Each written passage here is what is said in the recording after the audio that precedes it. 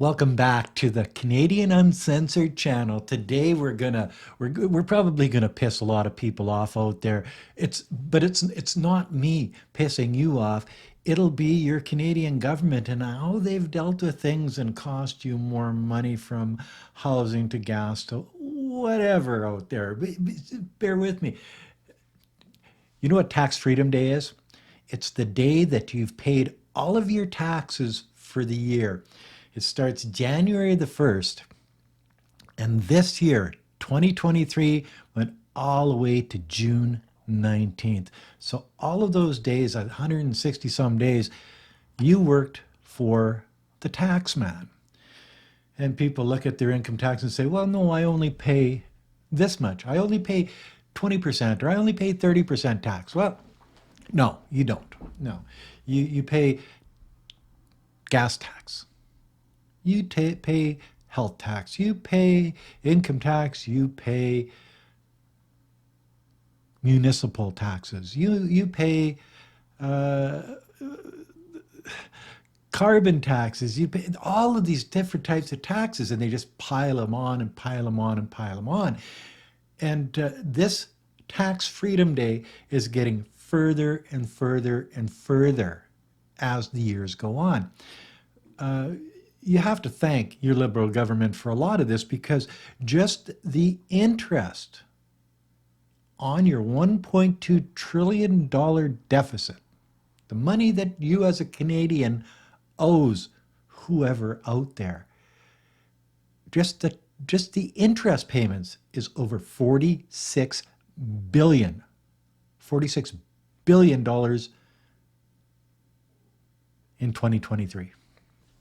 Oh yeah, oh yeah. But it gets to the point of ridiculous. Here's one. I'm gonna put it up, I don't know, in the front or the back or whatever. The land you are on tax, 1%. And this is at a pizzeria in Tofino on Vancouver Island. 1% tax for the land you are standing on. Okay, could it get any more ridiculous than that? The carbon tax, of course. You see, that's ridiculous, because they figure that if they tax you, you will drive less. Tell that to a farmer. Tell that to somebody that works in the bush. Tell that to somebody that has to use their vehicle to get to work. Tell that to me, because I'm not going to drive less. I'm going to just pay more. Some people can afford it, some people can't. Oh, it's going to push people to public transportation. No, it's not. If there's no public transportation in Birch Hills or Weldon, Saskatchewan, or Kinistino, where you're getting on a bike and you're riding your bike from Weldon to Kinistino, 7 miles. You see, it's only 7 miles, no big deal. You notice I said miles? I'm from that area. I'm a boomer type thing. So when you figure that June 19th is tax-free day, well, you're working for the government. Oh, and you see, you're working for the government for 6 months out of the year, half of the year. Okay, well, and I say that's going to go further and further and further. And as the deficit goes higher and the federal government gets bigger, the federal government, since Trudeau got in 2015, has the government employees has gone up 40%, from 257,000 to 350,000 employees. So now you're paying all of their wages. Not only are you going to pay their wages, but you're going to pay their holiday pay, you're going to pay their sick days, you're going to pay their pensions at the end. Where's this all going to go? Why do they need another 100,000 people to run the government that was running at no deficit before Trudeau got in? Well, maybe a little deficit, but they had balanced budgets and such. Now we don't even know what that is anymore. So as you see it, it's going to get worse and worse and worse. And what happens when it gets worse and worse? Well, you're going to pay more taxes, and that tax-free day is going to go into July and August. But what happens when it gets to December 31st, when you're only working for the government? Has anybody thought about that? Because that's exactly where it's going. Because 2019 to 2023, 4 years. Sure, we had a pandemic, but you know what? That tax-free day went 9 days into the future. 9 days into the future. So 4 years ago, your tax-free day was June 10th, not June 19th. Something to think about, isn't it? And one of the shittiest points about this whole video is when they bring in a provincial sales tax. Alberta doesn't have one. When they bring in a goods and services tax, a GST, when they bring in any type of tax, politicians will basically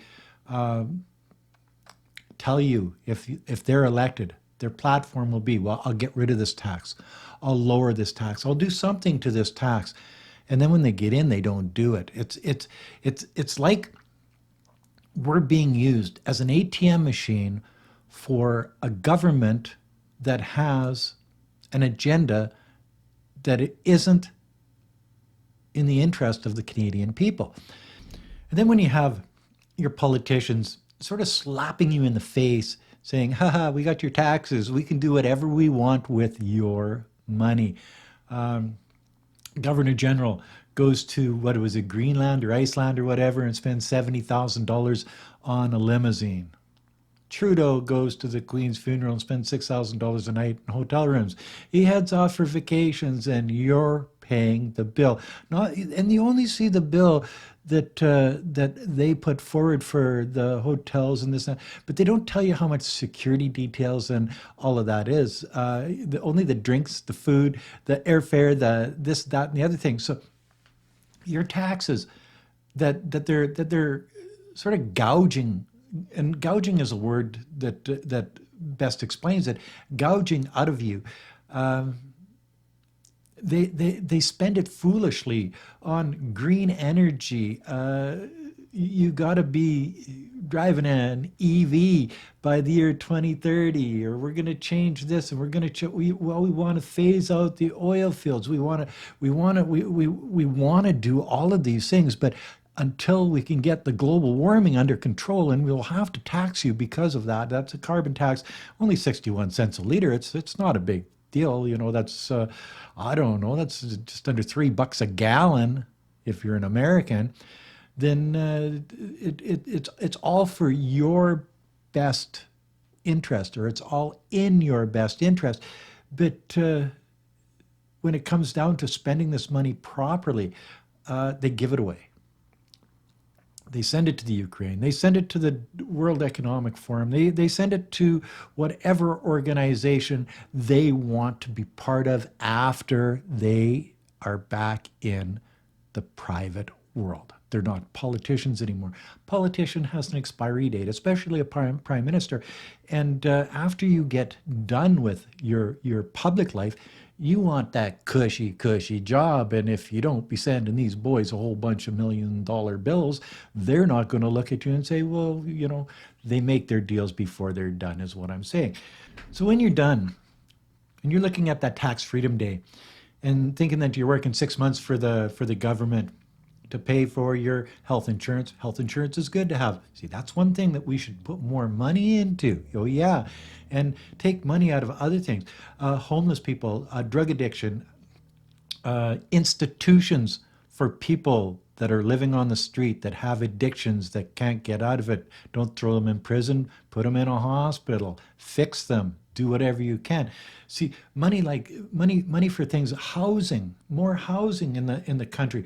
Those are things that our government's supposed to do for us, and use our taxes properly, instead of spending them on hotel rooms and limousines and holidays, and giving them to a war-torn area of the world, because that's actually got nothing to do with you and me as a Canadian. That's their affairs over there, not our affairs here. So, and a lot of people say, well, if they can do it to the Ukraine, they can do it to us. Well, yeah, they can, but still, do we get into every skirmish that happens in the Sudan, or in the Congo, or in the Middle East, or in Afghanistan, or in where do you draw that line? Do you only draw it where there's white people fighting? Or is it okay if you're drawing the line where there's only tan people fighting? Or do you go to the black people? Are you spending all your money overseas? Or like, you can't fix this stuff. They have to fix their own stuff, just like we did back in the day when the French and the English went at it, and the English won, but really the French won because Quebec's getting more of the transfer payments. I don't know how that worked out, but maybe they, and because they got the population, because they're obviously more frisky, they're friskier than us English guys, but or maybe their women are like that. I don't know, but I digress. It's something that I do. But the idea that these tax dollars are being squandered, they're we're borrowing more money, we're printing more money, our dollar isn't worth as much, our interest rates are going up, housing is getting more expensive, our world is getting to the point where a lot of people can't afford to live in this country anymore. A lot of people are pulling their money out of Canada and buggering off to another country because it's much easier to live in that other country. They're not being taxed to the nuts. Their dollar goes a longer way. You get better interest rates. It's safer. There's no drugs on the street. Instead of spending money on hotels and whatever, what I'm saying is maybe we should be spending money on the things that make the people of this country's lives better, rather than the ideology of a group of people that have no idea what they're doing, and they're squandering. They're putting us into the poorhouse, and we're paying for it and voting them in, and that's okay. That's democracy at its best. So until next year, 2024, Tax Freedom Day, that's another video from Canadian Uncensored. You know I'm uncensored because I'm a Canadian. Until then, peace out. Bye now.